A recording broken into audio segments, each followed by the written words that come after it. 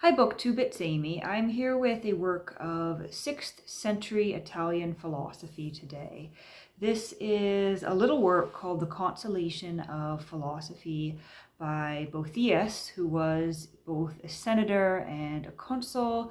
He was quite politically influential for a time in early Italy, and I guess this classifies as the medieval era in Europe. So this is one of the few good works of philosophy, I suppose, to actually survive from that era. And it is purported to actually be written by Boethius. He wrote several other works, I believe.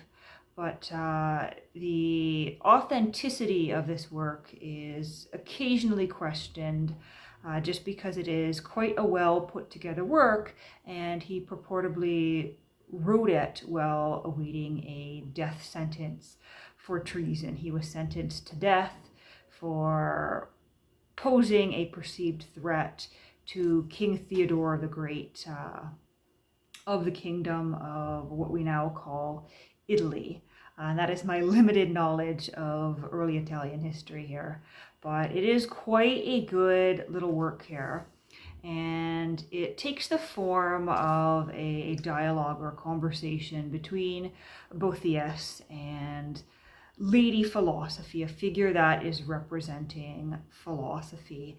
And at the beginning of the work in Book 1, there are 5 books here. At the beginning of the work in Book 1, Boethius has fallen into poetry. He is under the sway and influences of the muses of poetry and is writing this very sad poem lamenting his situation, lamenting how he, a good man, a good virtuous man who was favored by fortune, has suddenly had fortune turn her back on him, and how he is in this terrible situation. And Lady Philosophy shows up and says, "Don't you recognize me? I'm your nurse from childhood. I nourished you as you grew up into a man. Have you forgotten who you are? Why are you so upset over this?" And she shoos away these muses of poetry, seeming to dislike poetry. And although she does shoo away poetry, she is willing to accept a little bit of rhetoric in the first and second books here, just to sort of wean him back, nurse him back to health before diving into some deeper philosophy here, and sort of the idea that working through these philosophical questions is consoling him and resigning him to the situation that he's in. And some of the key questions that come up here are the sort of the age-old question of why do bad things happen to good people?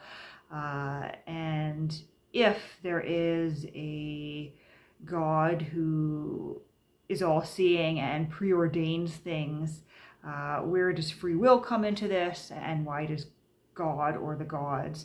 I don't know if this is necessarily, the capital G Christian God coming in here, but why does God, who is the source of everything, allow something like this to happen to him?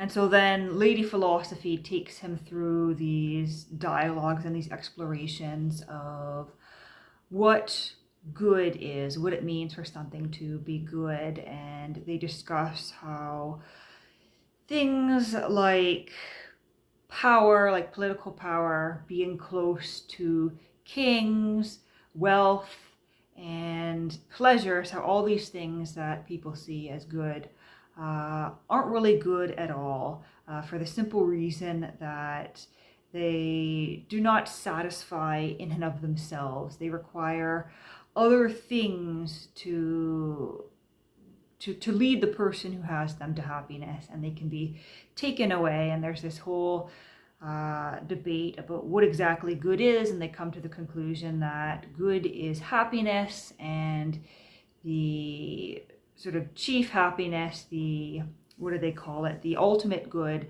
the ultimate happiness is God. God is literally happiness, which is a little bit hard to wrap the mind around, especially with our contemporary Christian notions of what God is. But God as the source of everything, as something that is complete in and of itself and doesn't require anything else to be sufficient.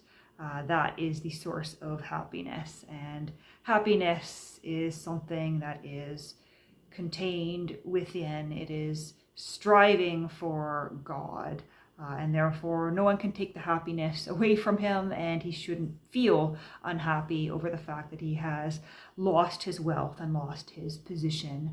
And Lady Philosophy says, fate hasn't been that unkind to you because everything fate gave you wasn't yours to begin with. It belonged to fate, and why are you upset that fate has taken away something and chosen to be different things to you? You wouldn't get upset at day for turning into night. You wouldn't get upset at the seasons for changing. You wouldn't get upset at the right of an ocean to turn stormy on occasion.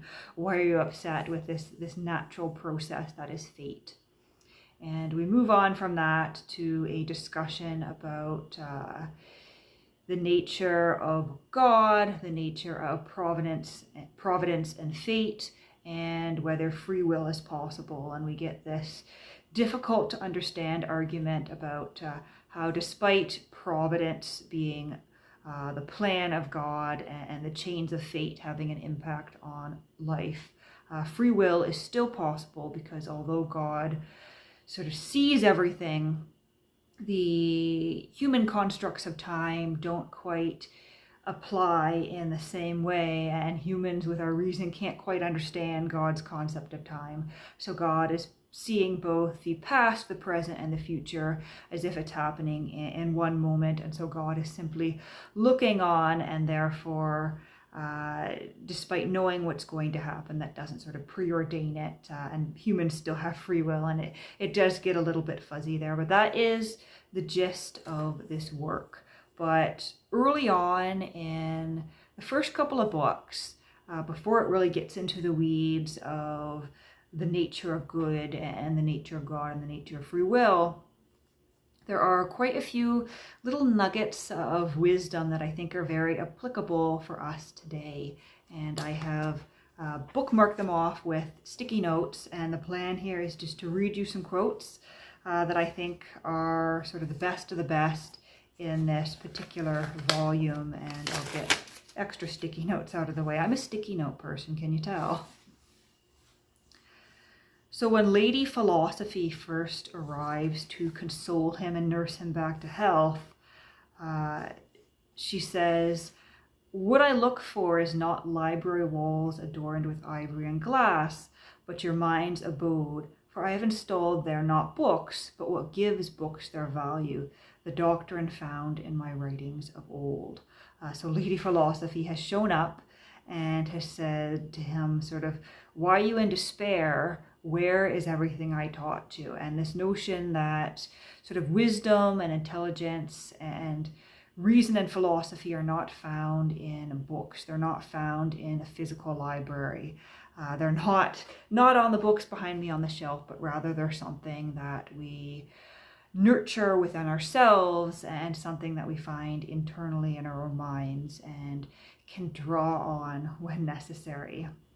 And then just a few pages later, actually within the same book here, Lady Philosophy is continuing to talk about this idea that he's forgotten who he was. And she says to Boethius, "Forgetting who you are has made you confused, and this is why you are upset at being both exiled and stripped of your possessions." This idea that when we're faced with a difficult situation, we can often be blinded by the feeling that we've lost or are about to lose physical possessions or relationships or a job, and instead we should be focusing on who we are as a person and our strengths and capabilities and the toolkits that we have in our minds to help us get through these things. And moving along here, we have another quote that sort of echoes that same thing about not wasting our time sort of sulking over what you had or the plans you had or what you failed at, because that's a waste of time. Rather, we should be rallying, using what we've got, and moving on, because it's not the end of the world if what we had in that moment is gone.